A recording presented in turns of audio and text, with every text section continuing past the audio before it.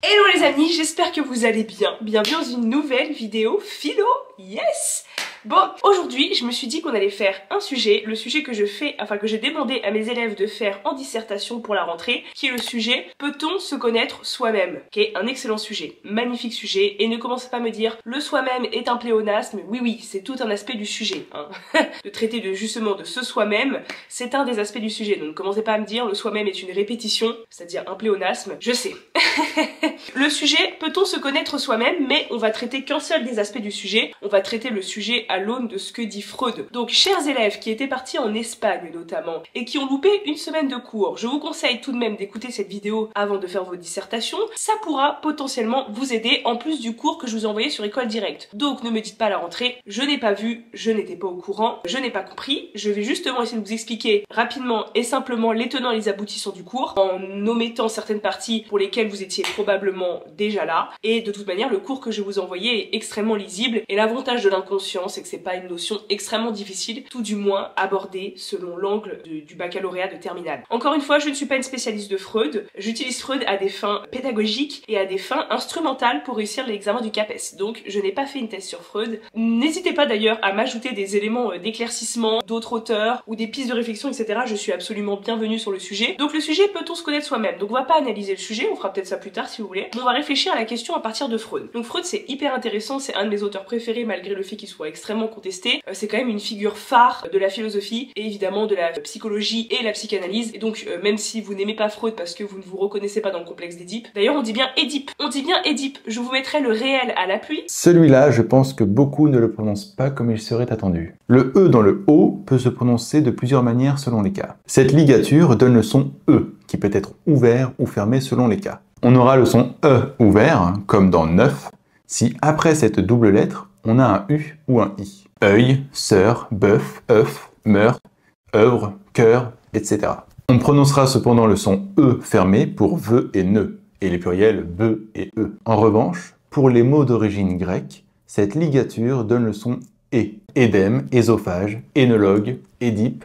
Ça vous fait bizarre? On doit passer par la pensée de Freud pour comprendre ce qu'il y a après. Freud, il a marqué un tournant dans toute la pensée du XXe siècle, donc même si on n'aime pas Freud et qu'on n'apprécie pas le complexe d'Édipe et qu'on le trouve extrêmement réducteur, ce que je peux comprendre, c'est vraiment difficile d'aller au baccalauréat et même au CAPES sans ça. Freud, il est hyper intéressant parce que il divise l'appareil psychique ça veut dire l'esprit, ce qui nous constitue, notre individualité, en trois instances. Et donc ces trois instances, c'est le ça, le moi et le surmoi. Donc c'est très connu, mais ce qu'il faut comprendre, c'est que dans ce ça, dans ce moi et dans ce surmoi, l'essentiel de notre appareil psychique, de notre esprit, de notre individualité est inconsciente. J'avais lu quelque chose comme, selon Freud, 90% de notre personnalité, hein, c'est ça l'appareil psychique, notre personnalité est inconsciente. Et les 10% qui restent sont conscientes. Je vous mettrai à l'écran la fameuse photo de l'iceberg qu'on montre à tous les terminales, qui montre que, en fait, l'esprit, l'appareil psychique est un iceberg, et qu'il y a ça au-dessus de l'eau, donc au-dessus de l'eau c'est ce qui est conscient, et le reste est majoritairement en dessous de l'eau, c'est-à-dire totalement inconscient. Et donc ça veut dire qu'on n'a pas accès à 90% de notre personnalité, c'est-à-dire que pour 90% de notre personnalité, nous ne nous connaissons pas nous-mêmes. Et ça, c'est révolutionnaire dans l'histoire de la pensée. Il y a quelques auteurs qui ont pensé l'inconscient avant, Leibniz, etc.,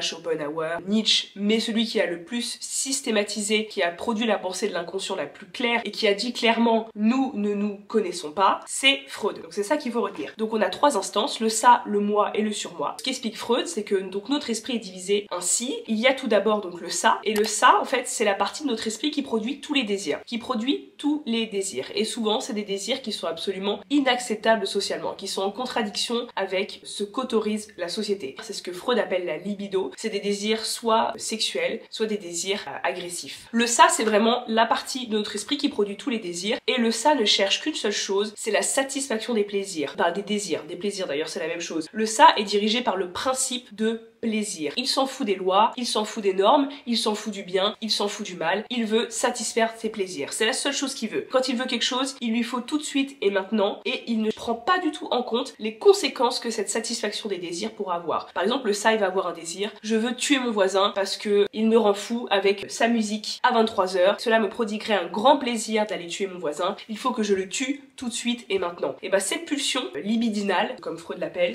elle vient du ça. Évidemment, on est d'accord que nous, en tant qu'individus, on n'assouvit pas toutes ces pulsions. D'ailleurs, il faut savoir que le ça est pour l'essentiel inconscient, c'est-à-dire que ces pulsions, on n'en a pas conscience. Elles sont en nous, mais nous ne le savons pas. Mais on est d'accord que nous, en tant qu'être humain, on n'assouvit pas toutes nos pulsions. On n'assouvit pas toutes nos pulsions sexuelles, ni nos pulsions d'agression. Déjà, on n'en a pas conscience, mais de plus, on passe pas notre temps à taper les autres, réaliser des fantasmes sexuels inconnus. C'est parce que il y a une autre instance qui est le surmoi. Le surmoi, c'est aussi une instance qui est majoritairement inconsciente. C'est l'instance qui va empêcher le ça de réaliser tous les désirs, en suscitant chez l'individu des sentiments de culpabilité, de honte et des remords. En fait, le surmoi, c'est une instance qui n'est pas innée. Elle arrive avec la construction de l'enfant. C'est-à-dire que l'enfant, quand il naît, il n'a pas de surmoi, il a que un ça. D'ailleurs, on voit l'enfant, il hurle pour manger, tape les autres, il est incapable de différer la satisfaction de ses désirs, c'est-à-dire qu'il veut quelque chose, il va hurler à la mort jusqu'à temps qu'il l'ait. Il est incapable de ne pas satisfaire son désir. Lorsqu'il se construit, advient le surmoi. Et le surmoi, c'est toutes les normes sociales et morales qui sont d'abord extérieures, c'est-à-dire dictées par les parents, dictées par l'autorité, etc.,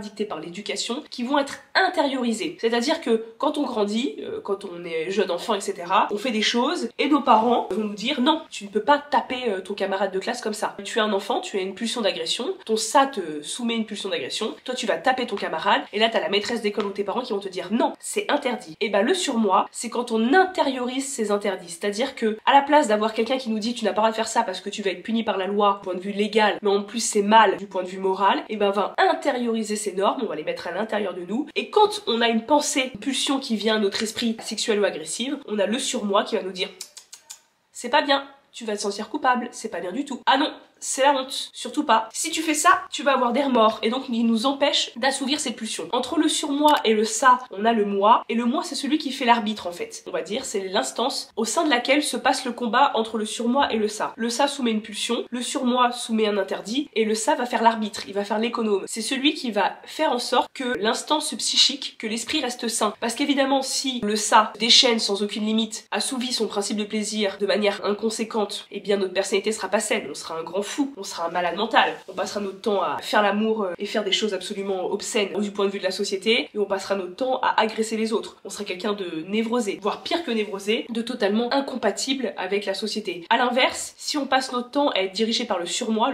qui est extrêmement punitif, il est là pour punir, il est là pour punir les désirs de ça, on sera aussi quelqu'un de névrosé, on sera quelqu'un d'extrêmement rigide, qui ne laisse aucune place à ses pulsions, et on deviendra complètement malade en fait. D'ailleurs, le surmoi peut souvent être extrêmement punitif, on va ressentir des sentiments de culpabilité pour rien. Oh, je n'ai pas fait mes devoirs ce soir, je n'ai pas travaillé pendant 1 heure, sentiment de culpabilité, le surmoi qui punit. Donc en fait, pour avoir une personnalité saine, il faut ni trop de surmoi, ni trop de ça. Et celui qui s'occupe de ça, c'est le moi, qui va faire l'arbitre. Ce que nous permet de dire Freud, c'est que dans ces 3 instances, l'instance qui est la plus consciente, c'est le moi, mais même le moi n'est pas totalement conscient. Donc ce qu'il faut comprendre, c'est qu'avec Freud, on prouve que ce qui se joue dans notre individualité, ce qui se joue dans notre personnalité, nous n'en avons absolument pas conscience. Nous n'avons conscience ni du ça, ni du surmoi, et un tout petit peu du moi. Mais on n'a aucunement conscience des conflits psychiques qui se jouent en nous entre le surmoi et le ça par exemple. Ça, on ne le sait pas. Donc en fait, on ne se connaît pas. Par contre, on a des indices. Notre personnalité nous laisse des indices. C'est pour ça que la théorie de Freud est assez subtile. C'est que c'est non, on ne se connaît pas, mais c'est pour ça que ça fait des très bonnes dissertations. L'esprit quand même nous laisse des indices pour savoir ce qui se passe en nous. Le premier indice, c'est notamment le fait que nous ressentons de l'angoisse. Quand il y a un conflit psychique entre le surmoi et le ça soumet un désir, le surmoi dit non, surtout pas, c'est pas bien du tout, et que le moi n'arrive pas à trouver de solution, il y a quelque chose qui se passe au sein de nous, on va ressentir de l'angoisse. L'angoisse est liée au sentiment de la désintrication de la personnalité. Désintrication de la personnalité, c'est quand le moi ne fait pas bien le travail entre le surmoi et le ça. La personnalité est désintriquée. La personnalité, on va dire, est totalement confuse, éclatée, dispersée, mal organisée. Elle manque d'harmonie. Et donc ce sentiment d'angoisse que l'on ressent en nous est en fait un sentiment qui vient nous dire qu'il y a un problème dans notre appareil psychique. Donc on ne se connaît pas, mais on a quand même des petits indices qui viennent nous dire qu'il y a des problèmes. Donc l'angoisse, c'est vraiment à différencier de la peur. Il y a des beaux passages de Freud sur l'angoisse qui dit la peur et l'angoisse, c'est pas la même chose. L'angoisse, c'est quand on se sent pas bien, effectivement, on ressent un sentiment de peur, mais c'est une peur qui n'a pas d'objet. Vous voyez la différence entre l'angoisse et la peur. La peur, c'est quand j'ai peur de quelque chose. J'ai peur des singes, j'ai peur des araignées, j'ai peur du noir. Alors qu'on dit pas j'ai l'angoisse du noir, j'ai l'angoisse des singes. Non, on est angoissé. L'angoisse, c'est un sentiment qui n'a pas d'objet. C'est une peur qui n'a pas d'objet. C'est un sentiment de mal-être, mais on sait pas pourquoi. Selon Freud, en tout cas, on utilise à mauvais escient quand on dit je suis angoissé de mes examens. examens. Non, c'est tu as peur de tes examens. Quand tu es angoissé, tu ne sais pas pourquoi. C'est une peur qui ne donne pas son objet. Et donc ça, c'est un signe qu'il y a un conflit psychique. Freud donne également d'autres indices sur le fait que même si nous ne nous connaissons pas, nous pouvons nous connaître. C'est notamment le fait que les désirs du ça qui sont refoulés par le surmoi. Rappelez-vous, on a vu encore ensemble le refoulement. Le refoulement, c'est quand surmoi refoulé, c'est-à-dire remettre dans l'inconscient une pulsion du ça. Le ça soumet une pulsion qui arrive à la conscience. Le surmoi dit non, surtout pas, tu ne vas pas tuer ton voisin, tu ne vas pas coucher avec le mari de ton voisin. Et donc la pulsion est refoulée dans l'inconscient. Donc c'est pas un mécanisme conscient, hein, c'est un mécanisme inconscient et c'est pas un mécanisme qui provient de la volonté. C'est-à-dire qu'on ne décide pas par sa volonté propre parce qu'on a envie de refouler une pulsion. Hein, c'est un mécanisme sur lequel on n'a aucune prise. C'est le surmoi qui dit non, pulsion pas bien, fut. Retour à l'inconscient, tu ne seras jamais assouvi. Et donc ce mécanisme du refoulement, qui est une des manières pour le surmoi de gérer la pulsion avec la sublimation, rappelez-vous, je vais pas partir dans tous les sens parce que sinon on va pas s'en sortir, et bien dans ce mécanisme du refoulement, vous savez très bien, la pulsion qui est refoulée ne disparaît pas totalement. C'est-à-dire que même si elle ne peut pas se satisfaire, même si on peut pas aller tuer notre voisin, faire l'amour avec son mari ou sa femme ou que sais-je, la pulsion ne disparaît pas, mais elle va se manifester sous diverses formes, sous des formes contournées. À la place de se manifester telle quelle,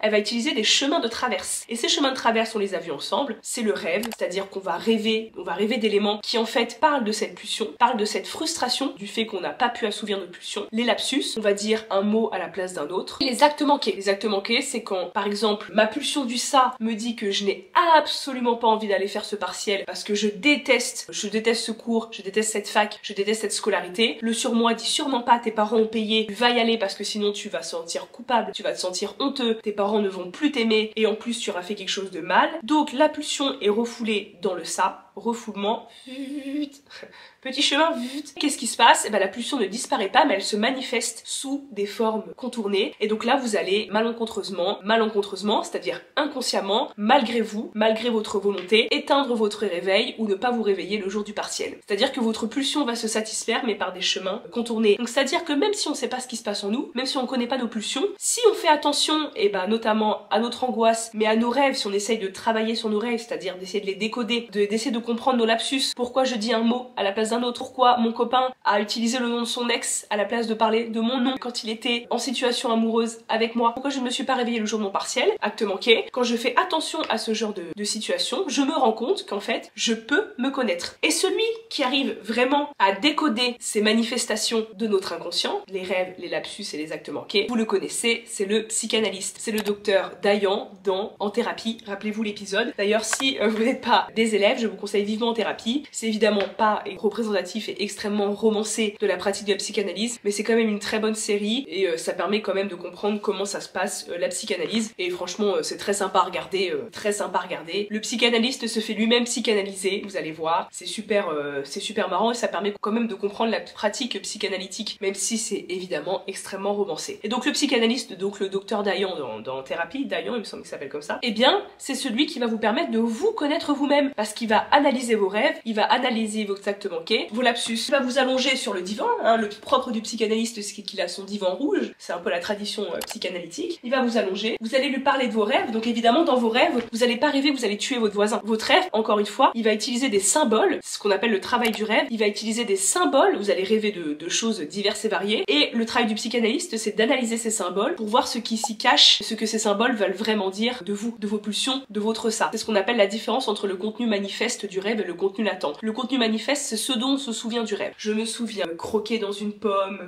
dans un jardin, quand tout à coup, je vois mon voisin qui me menace avec une épée, et bah tout ça, la pomme, l'épée, etc., ce sont des symboles, et le psychanalyste va analyser ces symboles pour vous dire quel est le véritable contenu latent, c'est-à-dire ce que veut vraiment dire vos rêves du point de vue de vos désirs. Contenu manifeste, contenu latent. Contenu manifeste, ce dont je rêve, ce dont je me souviens quand je rêve. Contenu latent, ce que veut vraiment dire mon rêve une fois que j'ai analysé les symboles. Par exemple, Freud vous dit que quand on rêve d'épée, ça va vous faire rigoler probablement, mais quand on rêve d'épée, et ben en fait on rêve probablement, pour Freud encore une fois, d'avoir des rapports sexuels avec le sexe masculin. L'épée c'est un objet phallique, ça veut dire qu'on rêve, on a un désir pour le sexe masculin. C'est-à-dire que probablement le ça a une pulsion sexuelle envers le sexe masculin, et donc vous allez rêver d'épée. À l'inverse, la pomme dans la tradition philosophique, mythologique et psychanalytique, la pomme c'est le symbole de la séduction féminine. On a vu avec les autres élèves lorsque vous étiez en Espagne, dans le tableau La corbeille de pommes de Cézanne. Il faut savoir que Cézanne peint des pommes à répétition sans s'arrêter frénétiquement. Il a peint des tonnes de tableaux de pommes, des tomes de nature morte qui comportent que des pommes. Et on a vu en classe que ce tableau, c'était pas que des pommes, pas que une nature morte. Ça voulait dire de Cézanne, s'il répétait inlassablement ce motif de la pomme, qu'il avait probablement un problème avec les femmes et qu'il avait probablement des désirs inassouvis à l'égard des femmes, parce que la pomme, c'est le symbole de la séduction féminine. La pomme d'Adam et Ève,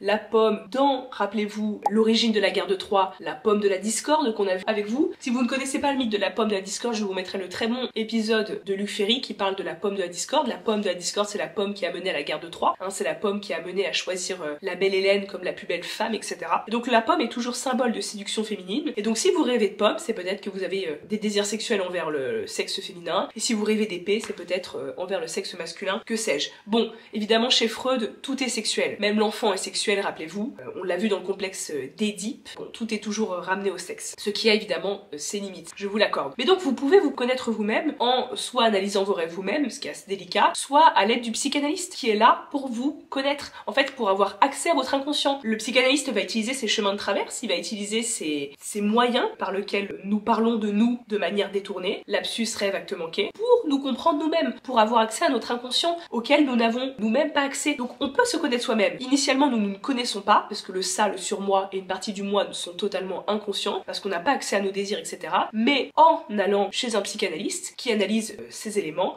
on peut se connaître soi-même. C'est pour ça que la théorie de Freud est extrêmement intelligente, en tout cas à l'aune de ce sujet, et que c'est pour ça que je vous ai donné ce sujet. C'est parce qu'on a travaillé Freud ensemble. Et donc avec la théorie de Freud, vous pouvez déjà répondre à pas mal d'aspects de la question. Je ne suis pas une si mauvaise prof que ça, vous voyez.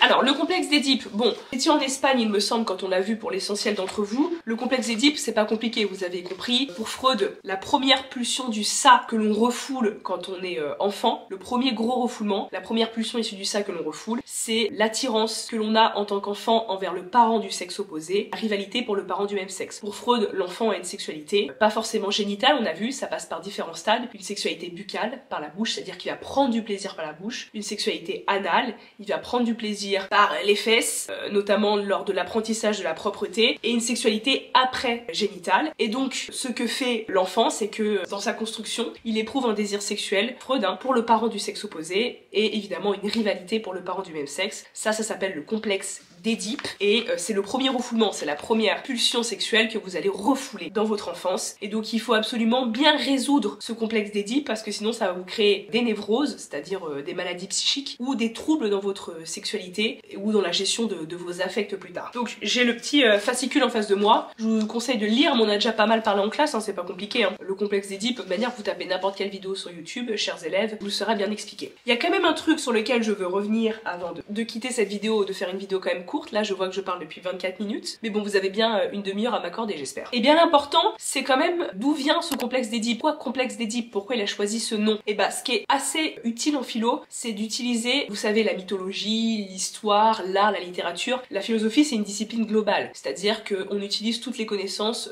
que l'on possède, même la connaissance des sciences, etc.